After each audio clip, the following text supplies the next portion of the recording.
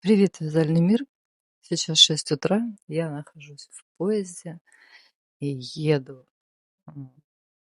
с точки А в точку Б. И знаете, тут такое дело. Я очень давно хочу снимать видео о своем вязании. И вчера меня посетила мысль, когда, если не сейчас?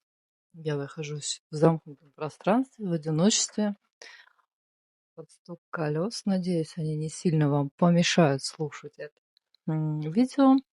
Я решила записать первую часть августовского подкаста и поделиться с вами вообще о том, в принципе, кто я, что я, чем я занимаюсь в вязании. И кроме того, что я вяжу на машине и спицами, я пишу мастер-классы, описания и провожу совместники. Делаю это очень тихо, камерно, во ВКонтакте. Ну, пора выходить во взрослый мир интернета и показывать свои работы лицом. Поэтому вот такое первое вступительное видео. Не скажу, что оно прям первое. Попытки вести видеоблоги у меня были неоднократные и в Ютубе, и в ВК. Ну, вот как-то не срастается, знаете. Всегда хочется более красивую современную картинку, такая, как у всех, да, хороший звук, красивый кадр. Но в какой-то момент, вы знаете, меня осенило. Вот мне 43. И так как снимаю 20-летние, я снимать не могу. У меня другой взгляд на вещи, на жизненный опыт, да. И сделать прям супер красивую, эстетичную картиночку с переходами, со звуками. Это, конечно, всё круто. Но если я буду стремиться к этому, я вообще никогда не начну снимать видео. Поэтому мои видео будут очень простыми, без особого монтажа. Знаете, как будто мы с вами вот сидим, я сейчас в поезде, а вы напротив меня, мы с вами пьем из бокалов кофе и болтаем, да? Давайте. Эта часть, кстати, видео будет, наверное, почти не про вязание. Если вам не очень интересно, можете перемотать. Я, в конце концов, куда-то доеду и покажу вам свои готовые работы. Вот. Ну, давайте начнем издалека. Начнем с лета. Где-то там у меня была тяжелая жизненная ситуация, период там определенный. Да. И я поняла, что мне нужно как-то переформатировать свое хобби, мой бизнес. Он маленький, сложно называть бизнесом вот это все. В общем, переформатировать так, чтобы оно отвечало современным реалиям, при этом сейчас очень много у нас всяких препон в плане добычи информации, так скажем, и я решила полностью переделать весь формат. У меня есть некий бэкграунд из старых описаний, их немало, немного, но я не скажу, что на данный уровень моего вязания они меня все устраивают. И, в общем, все лето я потратила на то, чтобы создать сайт свой личный, где я буду размещать свои мастер-классы, описания, совместники и мою трикотажную продукцию, потому что, кроме того, я вяжу на заказ прекрасные палантины, базовые свитера. Ничего сложного я не вяжу, потому что вяжу из очень качественной, дорогой пряжи, в основном это кашемир стопроцентный и кашемир 30, она не бюджетная. И в плане вязания на заказ я не стараюсь как-то вывернуться. Для этого есть творчество, для этого есть спицы. Именно трикотаже я просто вяжу базовую классику. Лицевая гладь, реглан, японское плечо и мои любимые бесконечные палантины. Кстати, из интереса, не скажу, что мне было нечего делать, но я посчитала, сколько палантинов было продано за все это время, и эта цифра, ну, далеко за 300. И это круто. Представляете, больше 300 минимум шарфов ходит по стране, некоторые хоть по миру. Меня заказывали в свое время и за границу, и мои постоянные клиенты, там, дети живут за границей. В общем, не суть. Я не о том, сколько я связала, а о том, что я просто люблю бесконечную лицевую гладь, но только на машине. На спицах я предпочитаю немножко более сложные, интересные конструкции. Из последних знаковых моделей, которая перевернула вообще мое отношение к вязанию спицами, которая подвигла меня к созданию сайта, мастер-классов и так далее, это стал кардиган Сатори спицами. Посмотрите на фотографии. Его связали немного людей, потому что кажется, что модель дико сложная. На самом деле это не так. И я сейчас как раз занимаюсь в августе месяце тем, что перепрофилирую мастер-класс на онлайн-формат. И думаю, что, наверное, нужно нам будет запустить совместник, потому что модель нереально крутая. Она реально штучная, она реально такая вот с характером, видно авторский дизайн. И в таком кардигане вы точно будете отличаться от всех. И самое главное, девчонки, в нашем деле, в вязании, нужно так, чтобы вязать было интересно. Давайте возвращаемся назад в начало лета. В общем, я решила вот создать сайт. И и раз я не могу снимать супер крутые видео, а на сайтах я собаку съела, так скажем, я там в 2009 году еще вела свой сайт оптовый, и именно делаю, пишу сайт сама, да, полностью наполняю. Мне посетила такая мысль, что мы вязали, что какая у нас проблема, покупаем мы описание. На какой диск Яндекса или Гугла мы его сохранили? Что там с этим описанием? А если мастер вдруг решит сделать обновление описания, он нам как пришлет этот файл или что? А сколько видео снял мастер? А в каком качестве? А если его видео занимает 7-8 гигабайт, да, ну, если они в хорошем качестве, как минимум, да, сейчас вообще все в 4К снимают, ну, то есть это тяжелый вообще массив. И я продумала такую систему, что при покупке описания мастер-класса или совместника и видео хранятся тоже там, на сайте. То есть вы заходите в личный кабинет, открываете свой мастер-класс или описание, и, собственно говоря, вы вяжете. А для каких-то базовых описаний, которые просто текстовые, есть формат скачать PDF, для каких-то нет. Я, честно говоря, смотрю по наполнению и по необходимости. Если это какая-то там шапочка легкая, например, как шапка Лума, у меня есть такая модель, вяжется, значит, она начинается с резинки 2 на 20 2 а верхняя ее часть тулья связана резинкой 1 на 1 со спиралевидной макушкой. Там очень все просто. Там не нужно ничего качать. Там просто можно почитать, глазками посмотреть знаковые места и связать. Сейчас вот, например, у меня есть формат новой шапки, новой старой шапки. Я переработала шапку Мэй, кстати, она у меня с собой. Вот она. Хоть что-то я вам покажу из вязального. Особенности этой модели. Это авторская модель. Как все, что я вяжу. Вы не увидите у меня копии с Pinterest, потому что я все вяжу из головы, придумываю модели свои. И могу смело сказать, наверное, я все-таки дизайнер трикотажных изделий. Вот. Значит, возвращаемся к шапке Мэй. Надо одновременно держать и микрофон, и шапку. Вот. Она, значит, связана резинкой 1 на 1.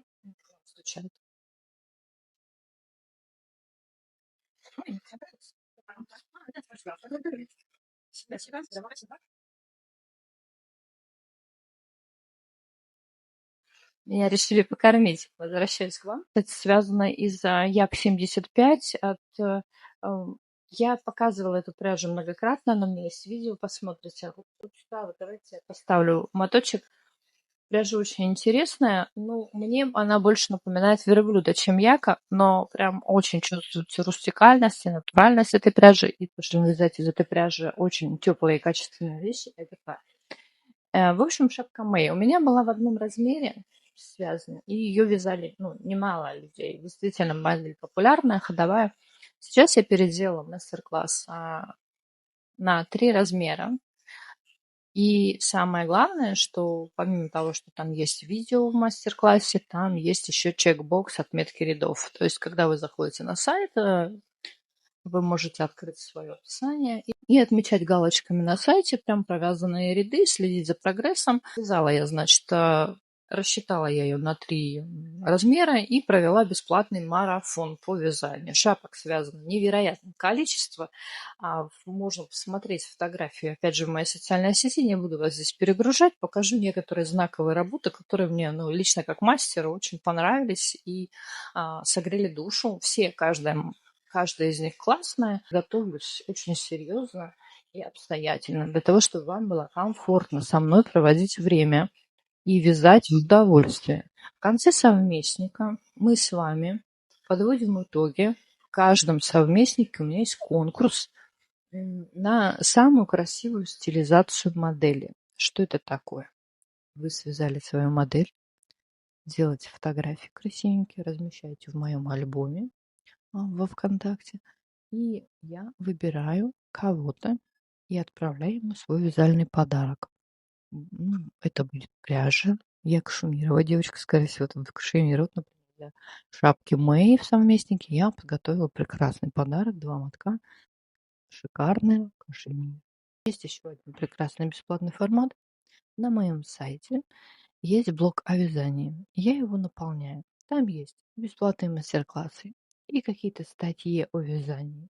Рекомендую вам периодически туда заглядывать. 1 раз, 2 раза в месяц я пополняю этот блок. И свои какие-то старенькие описания, которые я уже не планирую перевыпускать, я тоже туда буду выкладывать потихонечку.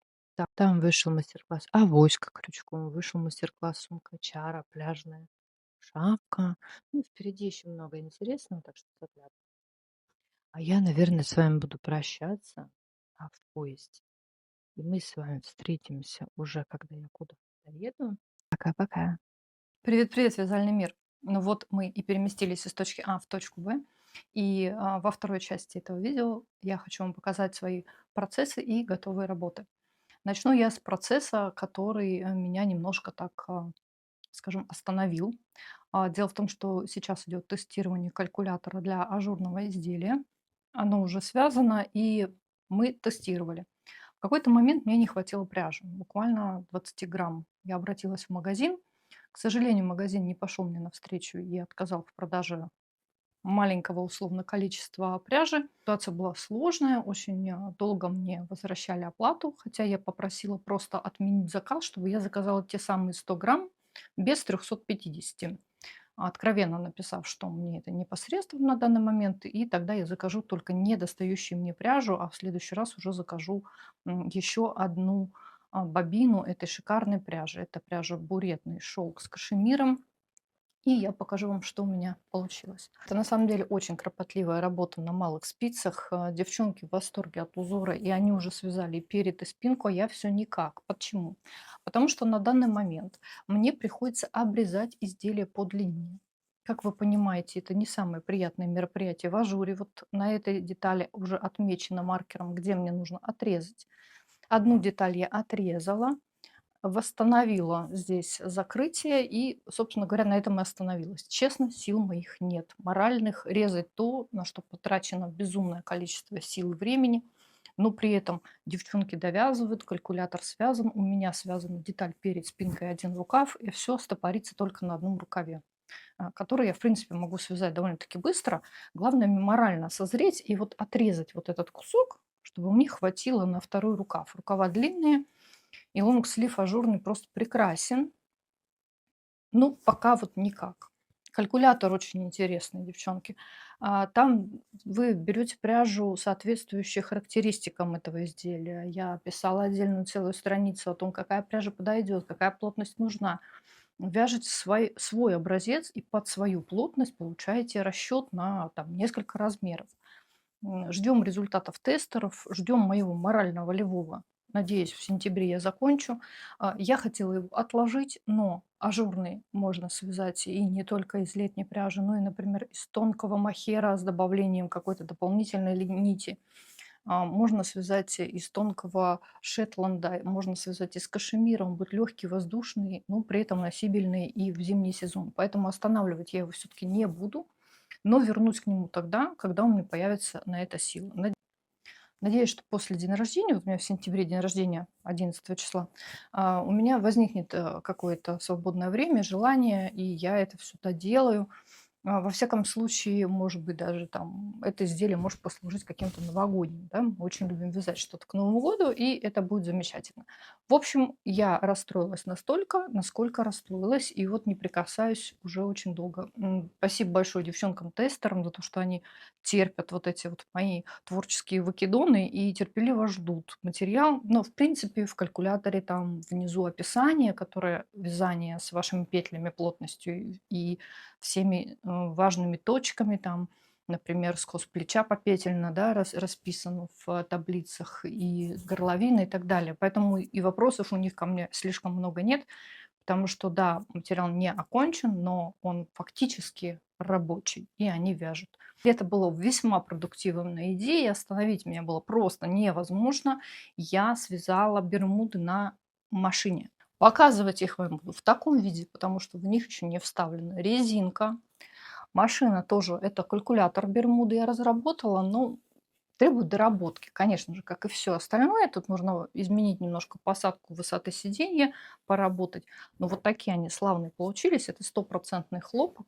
Просто офигенные такие, чуть ниже колена шаровары для дома идеально. Вообще задумка была у меня нижней поясной группы создать калькулятор бермуды и брюки для того, чтобы мы могли вязать быстро на машине домашние изделия. То есть они изначально не усложненные модели, довольно-таки простые в крое и в вязании. При этом они автоматически рассчитываются под определенную плотность в рамках, в общем, плотности, потому что все равно есть рекомендации по метражу пряжи и так далее. То есть нельзя связать в 2 раза тоньше плотность и связать. Мы ограничены и количеством игл на вязальной машине, и мы также ограничены и плотностью для того, чтобы получить правильную фактуру. В общем, бермуды тоже в разработке. Надеюсь, что я к ним тоже вернусь. Так вот ориентировочно, вот, наверное, октябрь-ноябрь я буду этим заниматься, потому что сейчас есть другие вещи в приоритете. И самая главная моя победа этого лета – это реглан. Я наконец-то закончил материал для вязальной машины. У меня реглан необычный, это джемпер с удлиненной линией реглана. И его особенность – это вот такая вот красивая регланная линия, которая смещена к центру переда. Благодаря этому получается более интересный у нас крой необычный, не совсем стандартный реглан. Еще раз повторюсь, линия реглана значительно удлинена. Значит, мастер-класс у меня подготовлен на 3 размера и 3 длины. Длина зависит от роста. Кроме того, там есть опционально у нас арочный низ, прямой низ и нагрудная выточка. Вот эта, кстати, модель выполнена с нагрудной выточкой. Сейчас безумно жарко, я не буду его примерять, и тем более, что я планирую активно рассказывать вам про реглан в сентябре, когда у меня стартует полный запуск всех материалов по этой модели. Эта модель будет представлена для машины в виде описания для продвинутых вязальщиц, как я и говорила. Там будет только печатный материал и текстовый в виде мастер-класса с сопроводительными видео и видео в виде мастер-курса с индивидуальной поддержкой. Замечательное изделие. Мы прошли с фокус-группой небольшой марафон. Изделия вязали и просто новички, которые вообще с нуля, новички, которые несколько изделий вязали на машине, и также профессионалы. И хочется про профессионалов, кстати, уделить пару минут внимания. Я заметила такой факт, что когда опытный вязальщик, он наделен определенным бэкграундом своих знаний, к другим знаниям он может относиться весьма халатно. Даже если он пришел учиться, он может не открывать какие-то материалы и не читать. Девочки, если вы имеете большой опыт в вязании, но хотите знакомиться с каким-то другим видением, другого мастера, другим его опытом, я вам крайне рекомендую не лениться и читать все, что написано мастером. Особенные разделы о пряже, о плотности и как связать образец. Казалось бы, мы все знаем, но в этих важных таких моментах мастер передает вообще все, что он знает. И за счет того, что, например, некоторые просто не открывали этот материал и пошли сразу вязать по описанию, они не могли попасть в плотность, брали не ту пряжу, которая необходима для этого изделия. Соответственно, не попадая в плотность, у них возникали вопросы и препятствия. Поэтому я вам крайне рекомендую, если вы опытная вязальщица, но вы решили к кому-то прийти учиться или получить какой-то материал и получить какие-то знания, забудьте все, что вы знали, как говорят нам, да, когда мы с института приходим на работу. Вы будете учиться заново. Это единственный способ принять и воспринять информацию другого человека, откинуть свой опыт и довериться тому, к кому вы пришли. Раз вы сюда пришли, вы уже доверились. Попробуйте. Иногда мы что-то можем упускать. Иногда человек знает что-то по-другому не так, как вы. А, Я, например, самоучка, да, училась на машине сама, и какие-то знания, которые я приобрела, они не академические, а именно методом проб и ошибок, многократных перевязов. В общем, это мой личный опыт, который я передаю в своих материалах. Рекомендую действительно просто довериться и связать одно изделие. Не обязательно брать какую-то дорогую пряжу. Если, например, в реглане я рекомендую кашемир 30 и кашемир 10, кашемир 10 это весьма бюджетная пряжа, можно вполне себе связать первое изделие, полностью отдавшись и доверившись мастеру. А мы с вами возвращаемся к готовым работам, и сейчас вы немножко, наверное, удивитесь. Сколько нужно связать шапок, чтобы написать один мастер-класс? Это еще не все шапки. 3 шапки я подарила, когда уезжала, и еще у меня есть одна шапка другого формата. Я сейчас вам расскажу просто о модели, потому что вся основная информация будет в совместнике о том, какую пряжу подобрать, из чего я вязала, от чего зависит ваша модель, благодаря какой пластике вы можете получить разные фактуры. Сейчас просто вам буду хвастаться. Итак, я связала шапочку из кашемира Мэй. Это зимняя версия. Вот это все зимние версии. Еще была серая, серо-бежевая и такая почти молочно-кремовая. Их вот, к сожалению, со мной уже не осталось. Итак, вот первая шапочка номер раз Мэй из кашемира. Кашемир 30. Такая вот шикарная тыква. Нежная бежевая в самом маленьком размере, просто потрясающе. Тоже стопроцентный кашемирчик. Вот такой вот красавчик. Это верблюд. Шапочка получилась чуть-чуть длинноватая, потому что я ее стирала только один раз и руками. Ее надо еще один раз постирать в машине, она до конца раскроется и примет уже ту форму, которая необходима.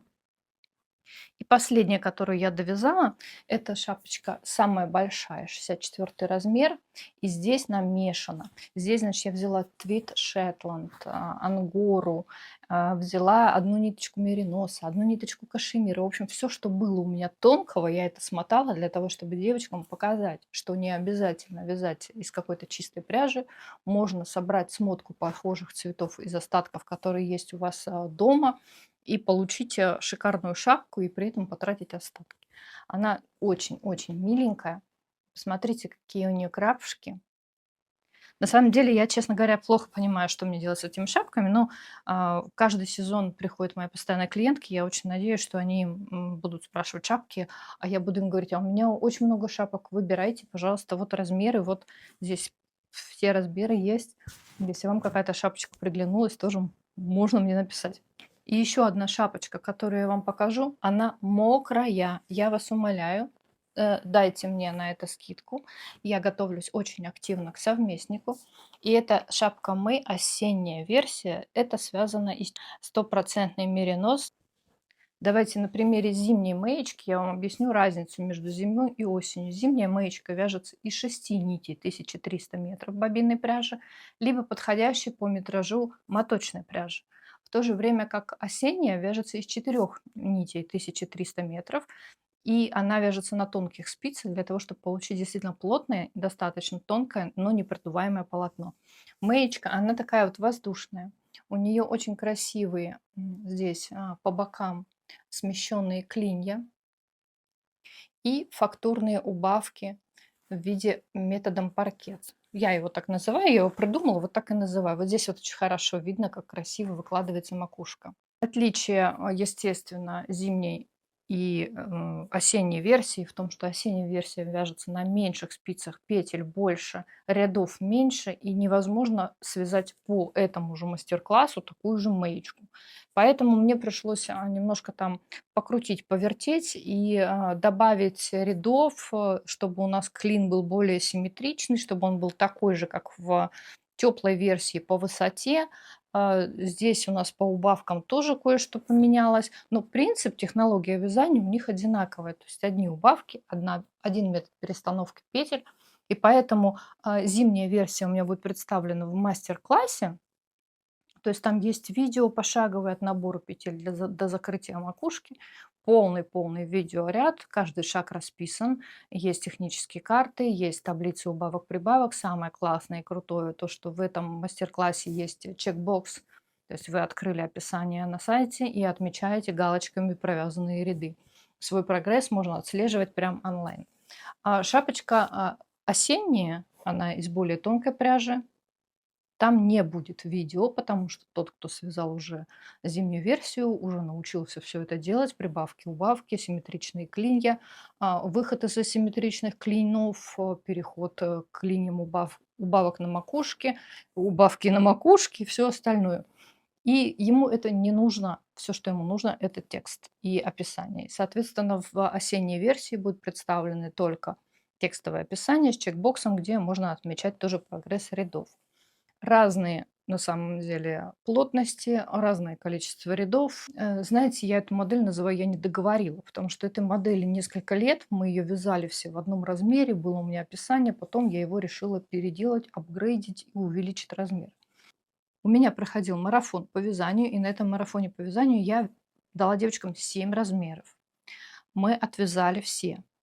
Классно вообще вязали все, очень много положительных отзывов, очень много готовых работы. Самое главное, что я для себя приняла, что 7 размеров — это слишком большой массив информации, с которым мне нужно работать, и это сложно для меня в первую очередь.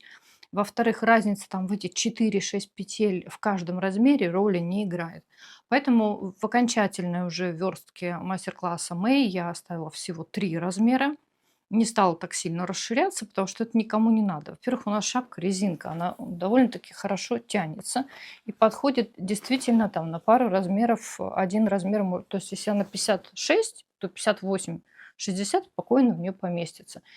И поэтому в МК Мэй осталось всего 3 размера. Также будет и 3 размера на осеннюю версию. Мне кажется, этого вполне достаточно. Не нужно ни вас перегружать информацией, ни меня работой. Давайте еще пару минут. Я вас приглашаю в совместник Мэй. Сейчас самое время просто вязать шапки, потому что скоро осень. Когда настанет осень, нам уже их некогда будет вязать. И сейчас такое время садово-огородническое и мамское, по-другому не скажешь, когда мы готовим детей в школу, покупаем всякие вещи, мы бегаем за последние огурцы, собираем, у кого есть дача или огород. В общем, дел на вязание у нас времени практически не остается в это время. Поэтому шапка — это то, на что вы можете потратить 1,5–2 часа своего времени в выходные, когда вам хочется повязать. А я за вас все посчитала. Вам ничего не нужно. Вы заходите в личный кабинет, открываете мастер-класс, свой размер и начинаете вязать. Отмечаете просто галочками процесс. К следующим выходным подошли, еще раз продолжили свое вязание. Совместник будет длиться 1,5 месяца до 30 сентября. Поверьте, мы успеем с вами связать не одну шапку. До 5 сентября мы работаем с мастер-классом зимней версии, а затем переходим к осенней. И таким образом к концу марафона у вас появится и осенняя, и зимняя шапка, и не одна, скорее всего. Поэтому приглашаю вас, приходите, подписывайтесь. Ссылочку я оставлю в инфобоксе. Как туда подключиться? Ну, в любом случае, вы можете написать мне в социальной сети ВКонтакте, я вам скину ссылку на сайт. Либо зайдите на мой сайт Knit Lab, и там у нас есть отдельный раздел с товарами, и там есть тоже совместник шапка Мэй.